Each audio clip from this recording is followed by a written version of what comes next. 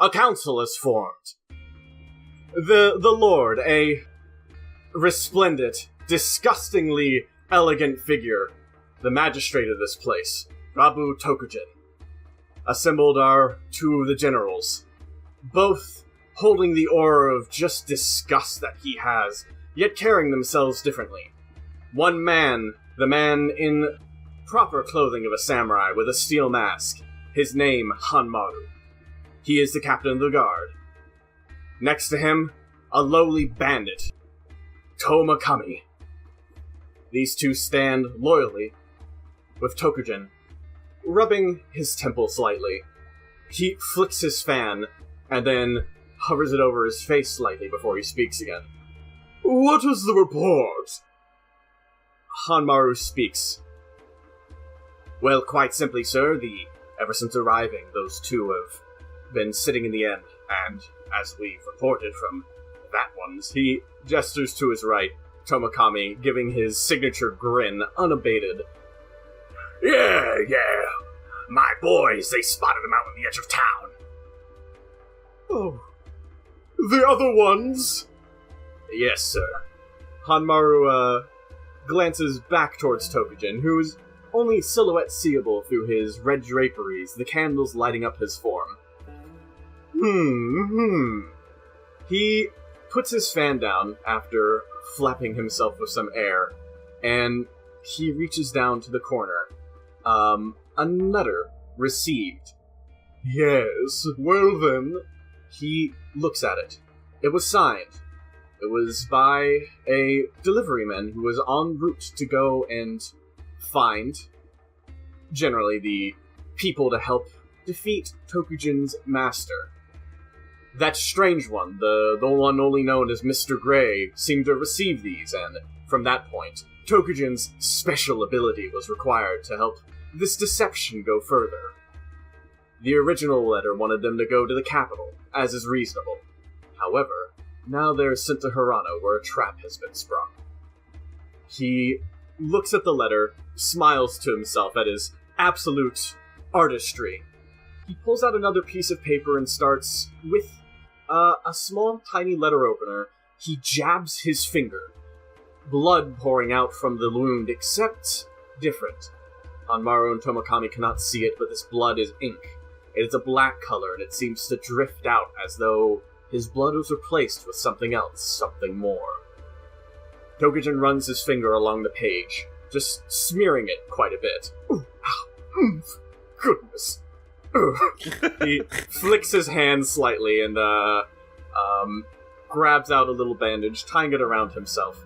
And from that, he pokes just singular time on the paper, and the ink itself seems to twist, words forming in a perfect signature, matching that of the magistrate. The ink is under his control. This was the ability granted him by the mysterious woman that came not so long ago. Regardless, Hanmaru, step forward. Hanmaru does so, moving forward, and Tokujin slides the paper through. When Hanmaru sees it, he sees a bounty? Yes. Official government right. Of course signed by the actual officials back at the courtly court. No one who would come to question Tokujin would doubt the validity of this. It was something of a assurance that Tokujin will not be tried for the murder of 4 individuals. Hanmaru pockets this. It'll be valuable for him to have later. Alright, sir. What's the plan? Tokujin considers for a second. My magnificence tells you, Tomakami, you go first. Hanmaru, organize the rest of the troops. Try to take care of things quietly, if possible. Tomakami nods. Yeah, boss. He, shuffles off, his rather large form appearing as he steps down the stairs. Hanmaru waits a bit till he's gone. I do not understand how you can trust that slime, Lord Tokujin. Well, I don't trust him, but my money makes him trustworthy, Hanmaru.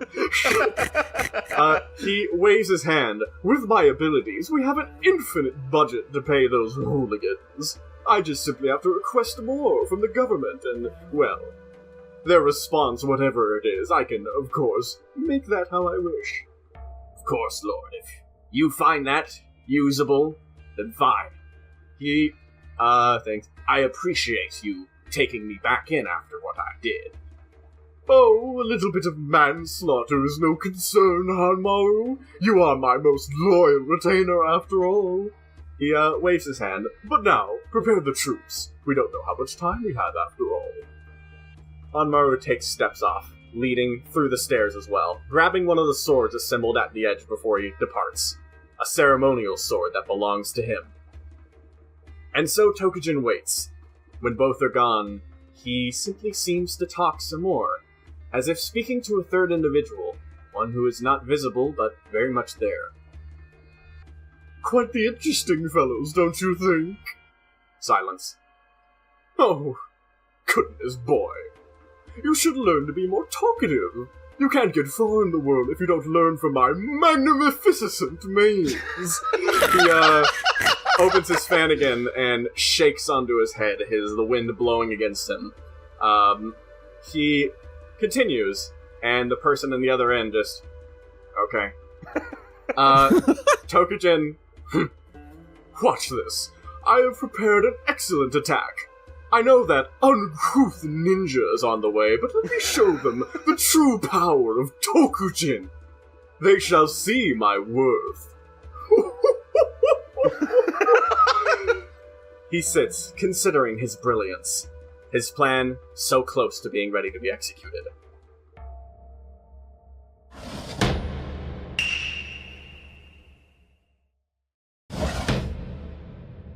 The town of Hirano. It is bleak. No one's particularly outside. It's not a bustling center of peasant life or civilians. Instead, it just seems to be a quiet, oppressive place. Things don't seem quite right just off of appearances.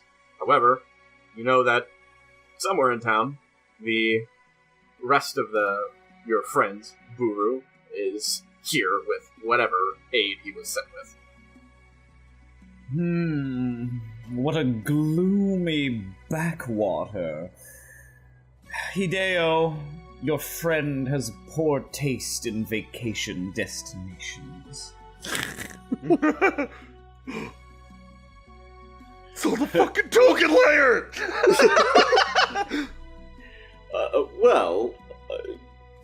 My lord, this is a bit dry.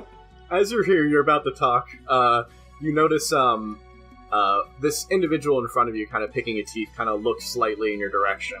There's something off about him, too. He certainly does not seem to be anyone you would consider a normal townsfolk. There is something off about him as well. Your general ability to pick up on people's vibes, especially those of the underworld, you can tell that this man is quite simply a bandit. There's no other way about it. Yet, no one seems to mind too much. And ahead you see guards, but they don't seem to be dealing with this. Neither does there seem to be any form of issues. The man himself just kind of picks his teeth looking at you. He flicks the toothpick onto the floor and just continues staring and nods once. Completely oblivious to this, Junya wanders off the path to the side, and he closes his umbrella, sets it at his side, and carefully and almost daintily removes his sandals and places his bare feet in the grass. Not sure how I care for its consistency. Still, it is grass.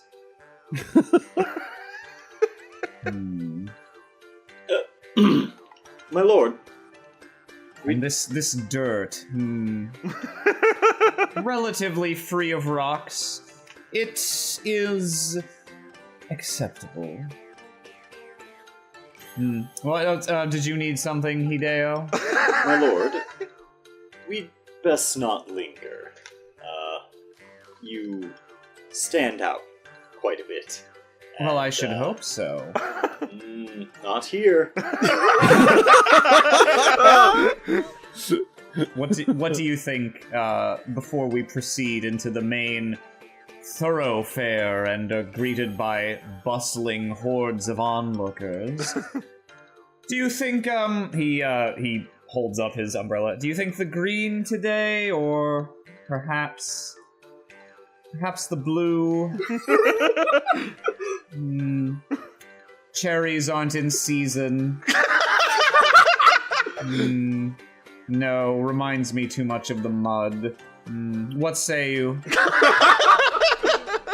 Perhaps it best that you not show everybody in the village exactly how many umbrellas you are carrying.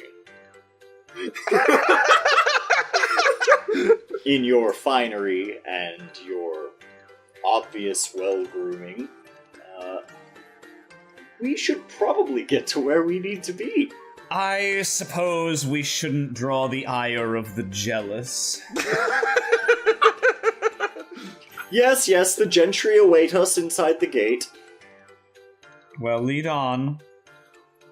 And Hideo's just sort of keeping an eye out all over the place. You look around, you notice, on the corner, you see two hooligans, obviously bandits as well, basically harassing this man who's in the village, trying to carry rice to some form of market with his wife, and they seem to just be caught in this unfortunate affair. Everyone seems a little too preoccupied, and no one who can see is willing to help, everyone locking themselves inside of their houses. Oh, look, a tree. Yeah. Hideo is he saw the situation as it was occurring over there from like way back here, and now he's doing everything he can to naturally look like he's not looking in that direction. I say, that may be the first merchant I've seen since we set off.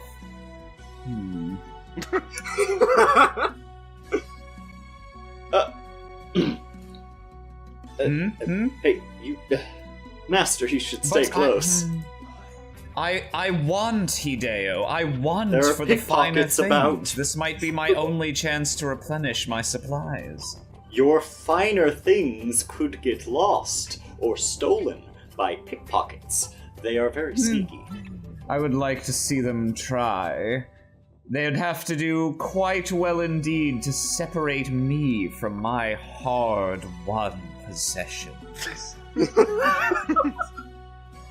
I would not like to see them try. You there, sir. What is the finest thing you own? Master, please. Back off! He says, and then notices you. Gentlefolk. My apologies, lordling. We're just making sure that this man's wares check out, if you know what I mean. Quality control is something of a passion of mine, in fact. We've got this now. We're directly under the service of the local ward, Magister Tokujin. You don't need to consider yourself with such small affairs, Mr. Gentry. Master. Can I... So, Tokujin, I'm just gonna infer certain things about him from the previous scene. Yeah. I feel like this is a man that might in some respects be a kindred spirit to me, and perhaps I know him, or I know of him. Oh yes! Wonderful Tokujin! What a kind soul! What a kindred spirit of you! He does his Tokujin. makeup so well. Quite simply one of my favorite people. Jesus.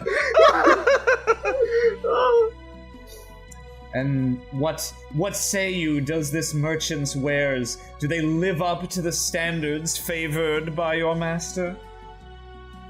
Sora smiles a bit and looks and approaches. Well, they're not letting us take a look. The man kind of scoots to the side. Please, sir, these people. The one above him kind of moves closer. I'm sorry, these guards, there's nothing wrong with them. They're kind souls. I'm just being stubborn. Hideo, you can tell he's being under extreme duress. Well, perhaps we could assist you. I sort of say, like, almost in a way to sort of reassure the guy that I'm not going to... That we're gonna sit here and watch them watch his, check out his stuff.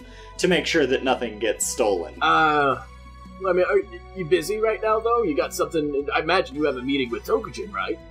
Is Tokujin your friend? Oh my goodness, what a small world! Yes, but we're not in any huge rush. We've got some time. Well, I can't really argue with that, I suppose. They step aside and they look through the bag and they perform a completely normal inspection, and then the one at the bottom says, moving past the coin purse, which is in the back, he just looks at the rest of the bags and says, "Yep, all rice. Everything checks out, sir." Good. Well done. I'm sure the good Lord will be pleased to know that nothing was smuggled in or out of the city. Yep. He looks, "I guess we gotta go finish our patrol now, don't we, Sora?" "Yeah, Riku, let's go."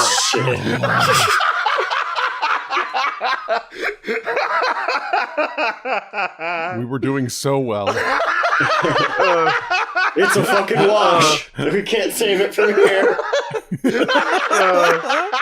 There needs to be some serious restructuring going on here. I'm dying. They take steps off. The man approaches.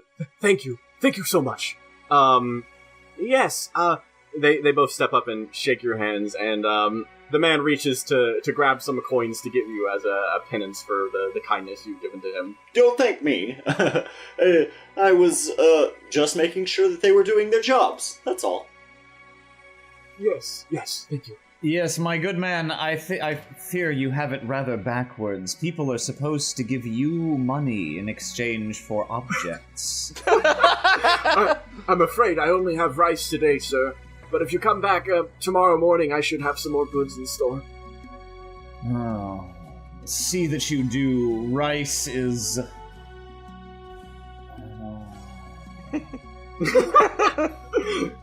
It's fine. Do you need to know anything? Anything I can help you with? He looks back and forth between the two. What's wrong with rice? No, just save us a bowl tomorrow. Okay. A bowl, yes. Wonderful idea. Yes, I will be back at the crack of dawn tomorrow. By that time, try your best to procure the most well-endowed, gilded, fanciful, simply exquisite bowl that you can muster, filled with only your finest rice. And then, we may speak as men do. he taps his nose like, yeah, you know what's going on. Of course. Fine day to you, sir, madam. Come along, Hideo. Time waits for no one. I go up to the guy. He'll forget all about it. And then, okay. he'll forget all about it by tomorrow. It'll be alright. Coming! Okay, thank you. You approach, and the man in front of you, hold right there, sir. Who are you? Excuse me? Did you perhaps ask me who I am? That is correct. Oh no. Oh no, no, no. Oh no, no, I don't think so, no. Hideo, we must find a better town. My lord, the arrangements have already been made. I suppose it can't be helped. He closes his parasol, tucks it under one arm, and makes the biggest, most elaborate bow imaginable.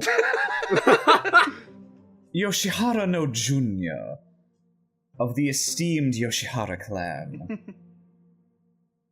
You may kiss my hand if you wish.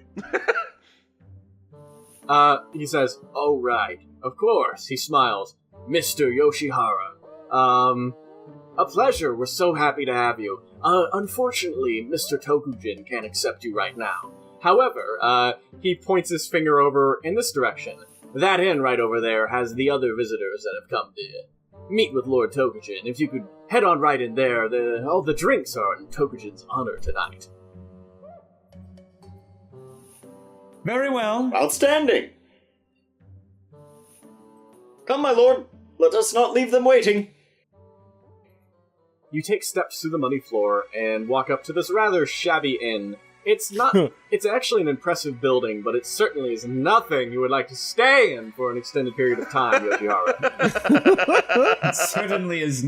I wish I could just float away like a balloon. I see what's going on here. Yes, it's all becoming perfectly clear to me.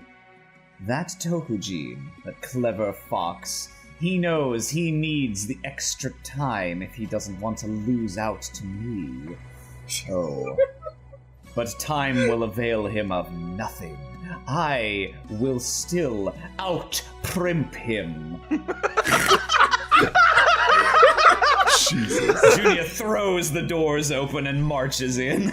You step on a rather shabby rug as Hideo follows behind you. And in front, a child simply is sitting, kind of looking up. She walks over. Oh, hello. Hang on. She yells, Dad! Dad! And then, suddenly, from around, you hear steps as an individual approaches. And, running out, a older gentleman approaches out, and he said, welcome to the inn. My name is, I'm Mr. Fujioka. I run this inn. This is my daughter. Please, come on inside. How may I assist you? He starts to realize that, you are actually a lot more well-off and interested, and he kind of, eyes perk a bit. I am sorry, my lord. I can get you the best room if possible if you're boarding for the night. Anything I could do to help? Yes, I would like that very much. I would also care if you could hold on to these for me. He, Junya unslings a cylinder from his back that's normally strapped across it, patterned like turtle scales, full of, you can see a bunch of handles poking out of the end. Yes, have a care with it. I dare say it's worth quite a bit more than this establishment. Of course. He realizes what that is, and he said, I'll put it in back with the storage. Please give your names to my daughter, and you can be off. He runs off and stores it right in the back room. Hello, young lady. Hello. May I get your name, sir? Yoshiharu no Junya. She looks down at the paper. She starts writing slowly. Well, Hideo, don't keep the young lady waiting. Fumikaze Hideo. Oh, okay. She clicks to that one a lot easier and writes it down rather simply.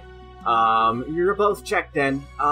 If you want, we're gonna start a fire in the shared room soon, and, the bedroom that is open, she looks back and points at this one, in case you're staying the night.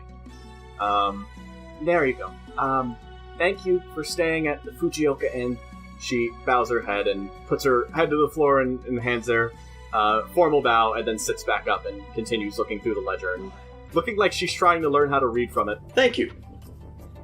Well, what an industrious little sprog.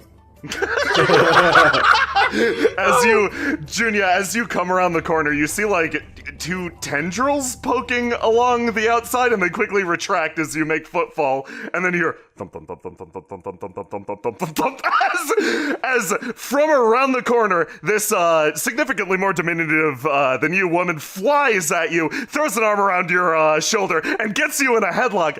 June, it's been so damn long. How are you doing? What? Unhand me, you vile strumpet!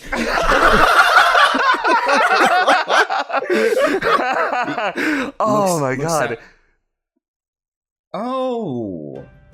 Well, goodness. I would not expect to have run into you in a place like this.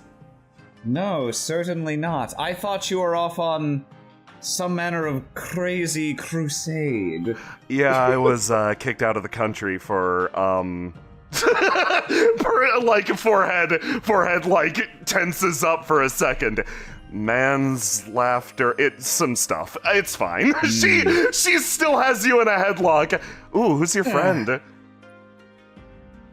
This is my retainer, Fumikaze Hideo.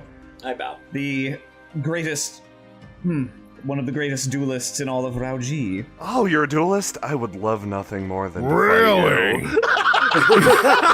Oh, that's right. Buru's leaning in the doorway with a big smoke pipe. Hideo, the great duelist. I've heard of you. Yes.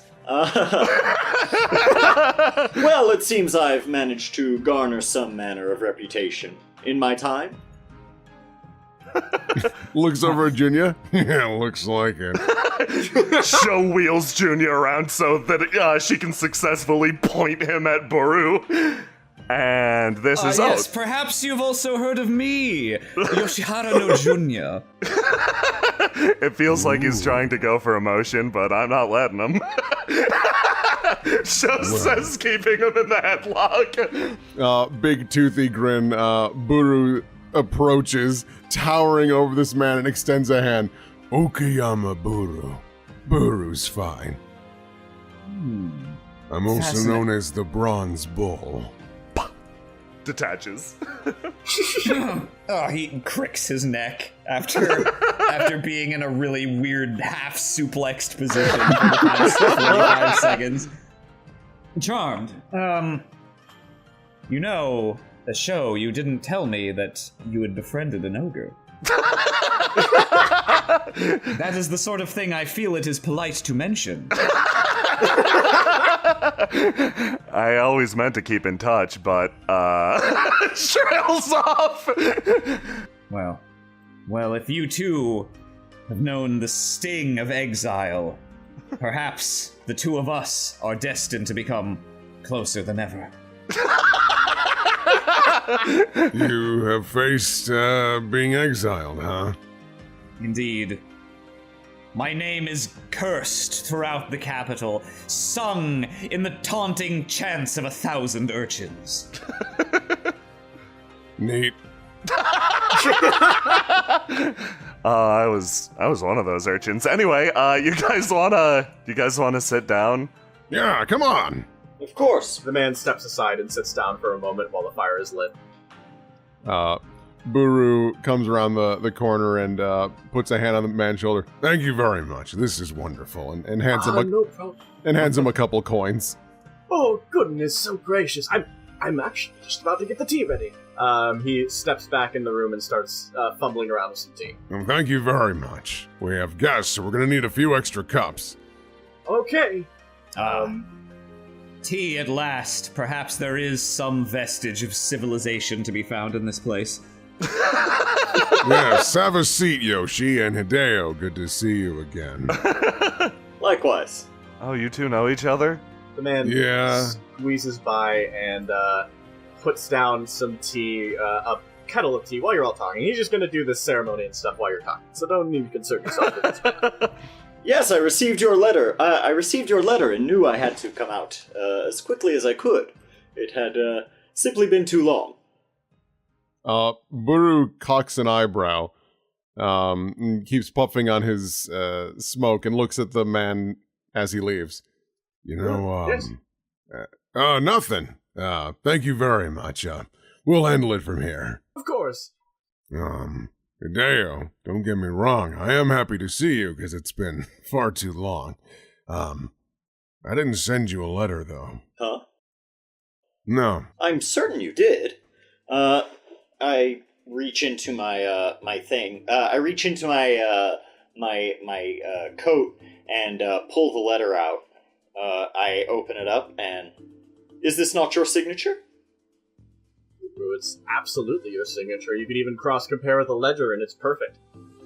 That's rather strange, because you know you didn't write this letter, too. Yeah, Buru pulls out his little black book that Sho had seen in their early travels and looks at the signatures.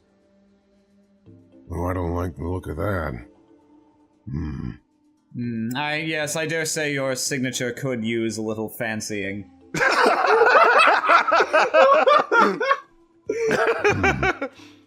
Buru just looks up at Hideo and gives him a toothy grin of like, oh, I see. Is this a window or an exit? That's an exit. It seems to be a singular sliding door that could open. All right. Hideo's keeping an eye on the exits. The second that Buru said he didn't write the letter, Hideo reached into his pocket and palmed something. It is difficult to tell what it is because it's just Sho's quietly sipping away at the water that she's been given, but her hair has changed color again. Honestly, if you're looking for tips on writing, you should ask June. He did teach me a long time ago, but he said that words with letters less than 13 are for poor people, so I only know really long words. She gets a distant look. Why, Sho, how positively sesquipedalian of you. I know how to write that one. Oh, rich enough to just make up words, huh? That's fun. Wait, it was made up? Probably. Buru looks over to Hideo and like gestures to this door behind him and the door behind Junya, and then he gestures to these two doors to the east and north, saying that he'll watch those if you watch those two. Yep.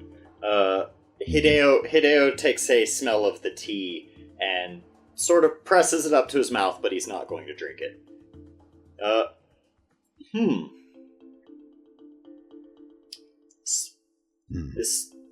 This tastes a bit strange. Hideo gets up and accidentally, he gets up, and as he gets up, he quote-unquote accidentally knocks the tea over.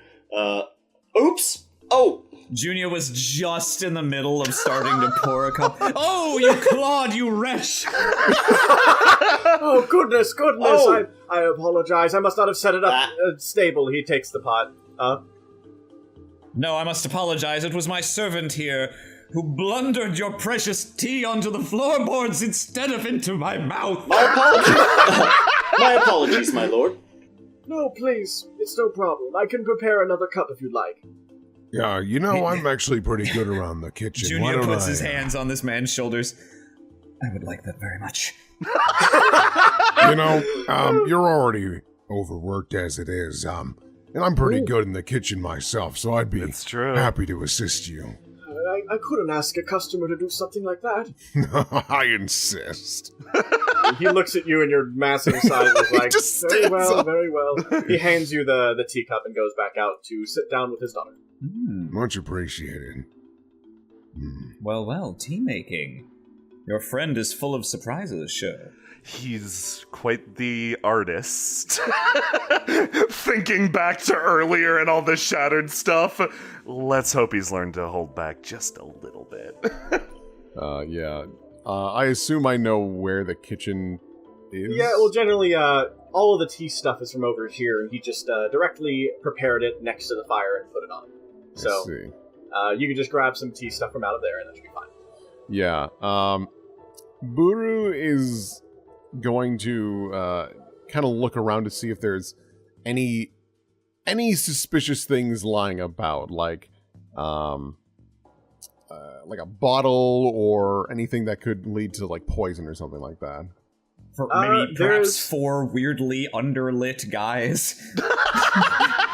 I mean, I can't see that. They're on his blind side. They sure are. You can't hear them though. They are very They're very rambunctious. They're just yelling and screaming and drinking sake by the sound of it. Do you want to take your head out the window though? Oh, can my head fit? Yeah, sure. Yeah, sure. Which window? The northern one? Yeah. I won't fully poke out, but I will like as much Horns as and eyes. Yeah, as much as I can without really setting up. Alright, you take a peek, and outside you see, over here at the gate, a strange, very bandit-looking man has emerged, and he tells these two guards and talks to them real quick, and they rush back inside the building. And there seems like there's some commotion, but it doesn't seem to be involving you, yet at least. Though, Things are certainly strange. You grab the tea and then have the pot. You just kind of can head back whenever you'd like to do that. Yeah. Okay. Buru comes back in with a new fresh pot of tea and sets it down very delicately. Sorry that took so long. Something caught my eye. He looks over to Dale. We might have some company. Nothing to fear, of course. Just something to keep in mind. Well, I dare say, company from the palace would be most welcome in these drab surroundings.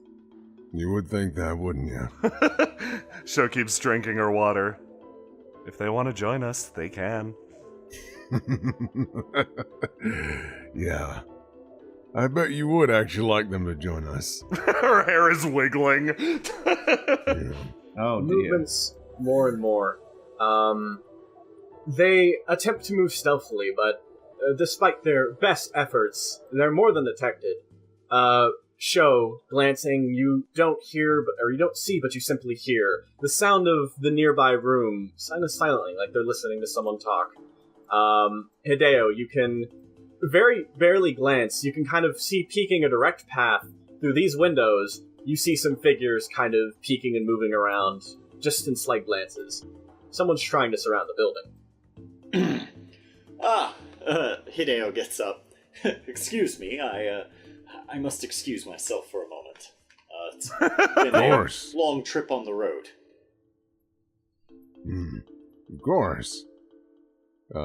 Buru leans over to Sho.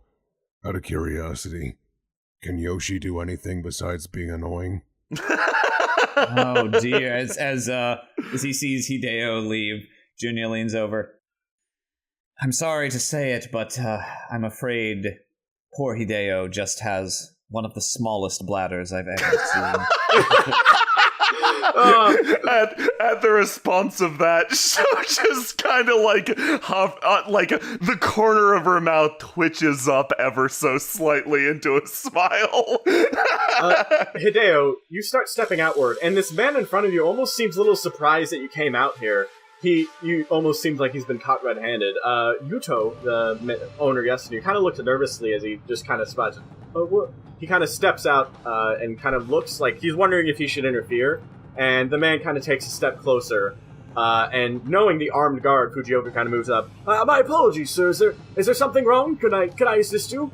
And the man kind of move aside. I don't need to talk to you, Fujioka. He bumps the man and knocks him back against the wall with the spear edge, and then points it forward again.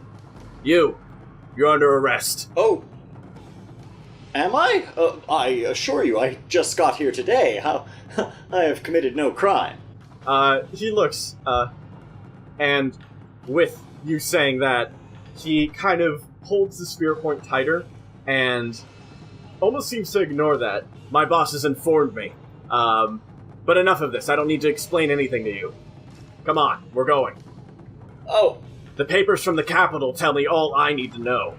So put down your weapons and come with me. I very loudly exclaim, oh, well, surely we don't need all of these men here just to take little old me. He's like, it's not just you. I very loudly exclaimed so that anybody could hear. Yeah. Fujioka looks around and kind of stops, and this guy steps out a bit, and the moment you say that, he stops, like, oh shit. He looks, and then the man kind of speaks. Please, we're just here to take all of your friends in the custom investigation.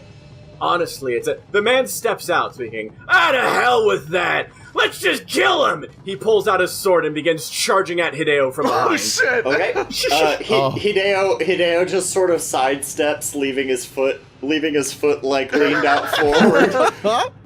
You trip him over, and he falls forward, and he stumbles right in to the raised spear point, falling straight in there. The man freaks out.